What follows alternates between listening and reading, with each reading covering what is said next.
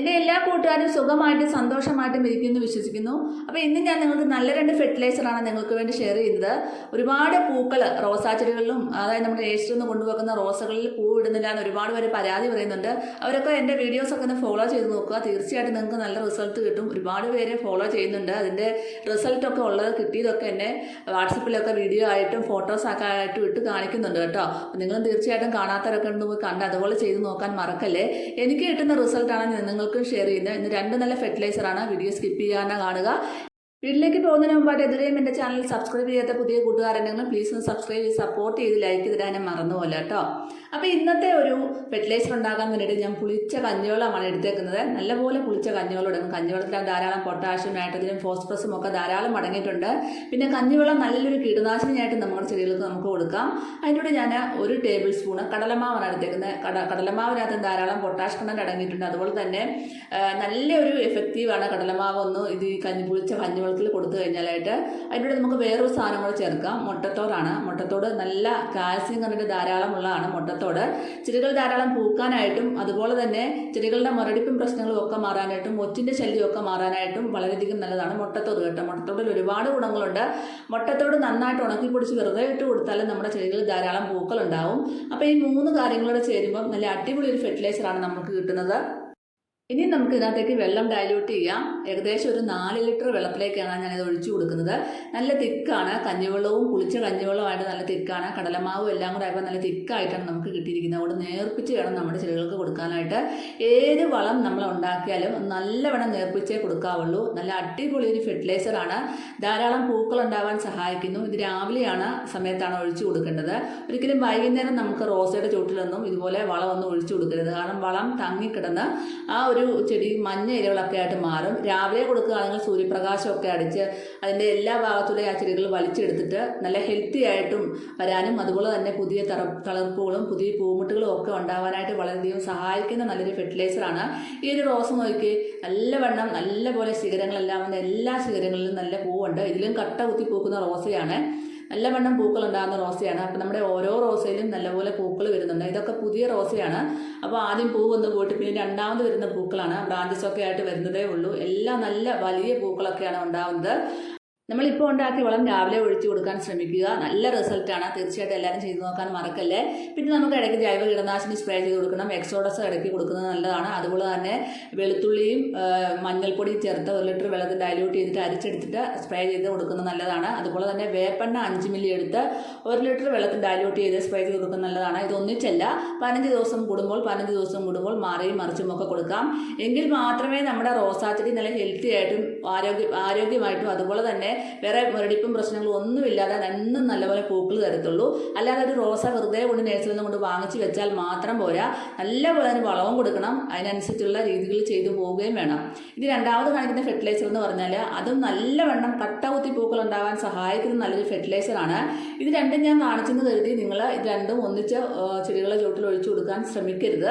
കാരണം ഇത് മാറി ഒഴിച്ചു. ഇപ്പോൾ ഒരു ഫെർട്ടിലൈസർ ഒഴിച്ചു കൊടുത്തിട്ട് ഞാൻ വേറൊരു ചെടിക്കാണ് ഇപ്പോൾ അടുത്തത് കാണിക്കുന്നത്.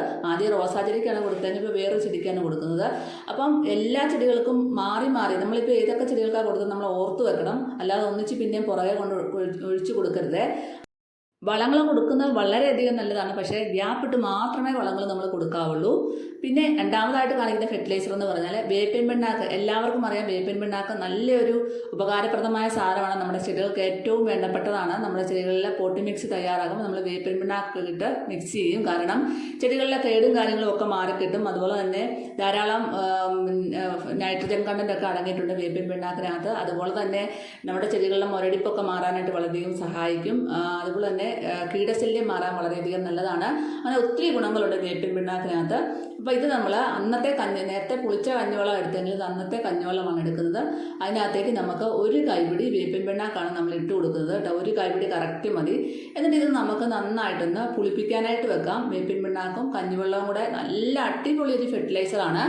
ഇത് നല്ലവണ്ണം 15 ദിവസം കൂടുമ്പോൾ നമ്മൾ ചെയ്ത് കൊടുക്കുകയാണെങ്കിൽ തീർച്ചയായിട്ടും നല്ലൊരു റിസൾട്ട് നമുക്ക് കിട്ടും. കാരണം ഓരോ വളങ്ങൾ മാറി കൊടുക്കുന്നത് നമ്മൾ ഓരോ എടുക്കുന്ന വളത്തിനകത്തും ഓരോ ഘടകങ്ങളാണ് അടങ്ങിയിരിക്കുന്നത്. നൈട്രജനും ഫോസ്ഫറസും പൊട്ടാസ്യവും കോപ്പറും അയണും അതുപോലെ തന്നെ പല പല കാര്യങ്ങൾ നമ്മുടെ വളങ്ങളിൽ അടങ്ങിയിട്ടുണ്ട്. അതുകൊണ്ടാണ് നമ്മൾ വളങ്ങൾ മാറി മാറി കൊടുക്കുന്നത്.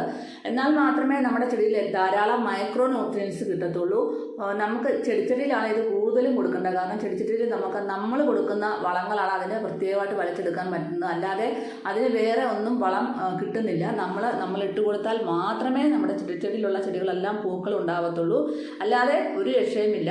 നമ്മൾ എപ്പോഴും ശ്രദ്ധിക്കണം. പ്രത്യേകിച്ച് റോസയൊക്കെ വാങ്ങിച്ച് വെച്ചിട്ട് വെറുതെ വെക്കാതെ അതിന് ഇടയ്ക്കിടയ്ക്ക് ആഴ്ചയിലും 15 ദിവസം കൂടുമ്പോഴൊക്കെ മസ്റ്റായിട്ട് വളം മാറി മാറി കൊടുത്തിരിക്കണം. അതെല്ലാവരും ഓർക്കണം. എങ്കിൽ മാത്രമേ ആ റോസാ ചെടി നല്ലപോലെ പൂക്കത്തുള്ളൂ. ഇടയ്ക്ക് NPK 19 ഇടയ്ക്ക് 15 ദിവസം കൂടുമ്പോൾ കൊടുക്കുന്നത് വളരെയധികം നല്ലതാണ്. അതുപോലെ തന്നെ ഇടയ്ക്ക് ജൈവവളം കൊടുക്കണം. ഇങ്ങനെ മാറി മാറി നമ്മൾ ശ്രദ്ധിച്ച് വേണം ചെയ്യാനായിട്ട് കേട്ടോ. അപ്പോൾ ഇത് 1 കപ്പ് കഞ്ഞിവെള്ളമുണ്ട്. അന്നത്തെ കഞ്ഞിവെള്ളമാണ്. അതിനകത്തേക്ക് 1 കൈപ്പിടി വേപ്പിൻ പിണ്ണാക്ക് ഇട്ടിട്ട് പുളിപ്പിച്ചതാണ് കേട്ടോ. 2 ദിവസം പുളിപ്പിക്കാൻ വെച്ചിട്ട് പുളിപ്പിച്ചെടുത്തു. എന്നിട്ട് അതിനകത്തേക്ക് ഒരു 3 ലിറ്റർ വെള്ളം കൂടെ ഒഴിച്ച് ഡൈല്യൂട്ട് ചെയ്തിട്ടാണ് ഞാൻ ചെടികൾക്ക് കൊടുക്കുന്നത്. അപ്പോൾ ഇത് രാവിലെയാണ് കൊടുക്കേണ്ടത് കേട്ടോ. നമ്മൾ വളങ്ങൾ എപ്പോഴും ചെടിച്ചെടിയിലുള്ള ചെടികൾക്ക് കൊടുക്കുകയാണെങ്കിൽ രാവിലെയേ കൊടുക്കാവുള്ളൂ. ഇല്ലെങ്കിൽ തങ്ങി നിന്നിട്ട് ആ ചെടികൾ തണ്ടകളൊക്കെ മഞ്ഞ നിറമാവുകയും ഇലകൾ മഞ്ഞ നിറമാവുകയും ചെയ്യും കേട്ടോ. അതുകൊണ്ട് എല്ലാവരും അത് ശ്രദ്ധിച്ച് വേണം അതുപോലെ കൊടുക്കാനായിട്ട്. കാരണം ഇത്രയും കറക്റ്റായിട്ട് ഞാൻ പറഞ്ഞു തരുന്നത്. എന്നിട്ട് ഓരോരുത്തർക്ക് സംശയങ്ങളാണ്. അതുകൊണ്ടാണ് കറക്റ്റ് പിന്നെയും പറഞ്ഞു തരുന്നത്. അല്ലാതെ ടൈം കൂട്ടാൻ വേണ്ടി മാത്രമല്ല. നമ്മൾ പറഞ്ഞു കൊടുക്കുന്ന കാര്യങ്ങൾ നിങ്ങൾക്കൂടെ സഹായകമാവണം. നിങ്ങൾക്ക് റിസൾട്ട് കിട്ടണം. അതുകൊണ്ടാണ് ഞാൻ ആത്മാർത്ഥമായിട്ട് പറഞ്ഞു തരുന്നത് കേട്ടോ. അപ്പോൾ അതുകൊണ്ട് സമയം പോകുന്നുള്ള കാര്യം നിങ്ങൾ ചിന്തിക്കരുത്. അപ്പം ഇങ്ങനെ കറക്റ്റ് ചെയ്ത് കൊടുക്കുന്നതുകൊണ്ടാണ് നമുക്ക് നല്ല റിസൾട്ട് കിട്ടുന്നത് കേട്ടോ. എനിക്ക് ആദ്യം ചെടിയെക്കുറിച്ച് ABCD പോലും അറിയത്തില്ലായിരുന്നു. ചെടികൾ ഇഷ്ടമായിരുന്നു, പക്ഷേ ഒന്നും അറിയത്തില്ലായിരുന്നു.